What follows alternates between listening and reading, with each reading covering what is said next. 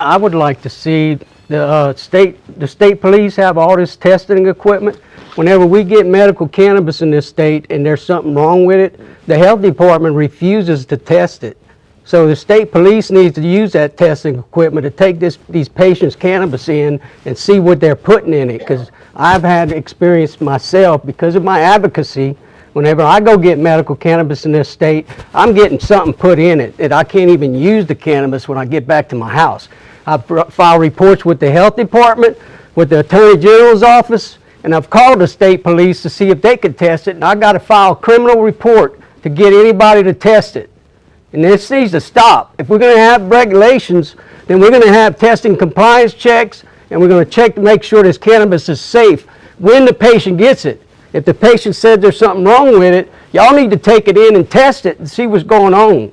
There's all kind of products in cannabis with contaminants that can be post-packaging, can develop mold in that package. We need a testing compliance section in this state where patients can bring this stuff in and get it tested. Thank you. I appreciate your comments. As far as my recollection of when the cannabis industry began its medical marijuana program, that all of the testing fell on the Department of Ag and the LSU lab. And as far as I know, they have a very extensive testing menu, and that all of the products that go for the medical cannabis dispensaries need to be tested by batch prior to them being presented to the dispensaries. Yes, ma'am. As far as I know, that is occurring, and I haven't heard any issues with it. But yes, you are correct. If you're going to send something to my laboratory, it has to be a criminal offense, and we only test for controlled dangerous substances.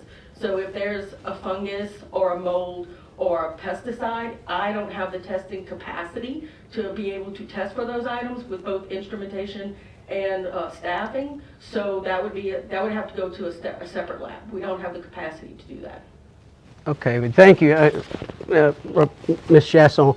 We need to have the health department regulating this program. They're collecting tax dollars from us patients to regulate the program.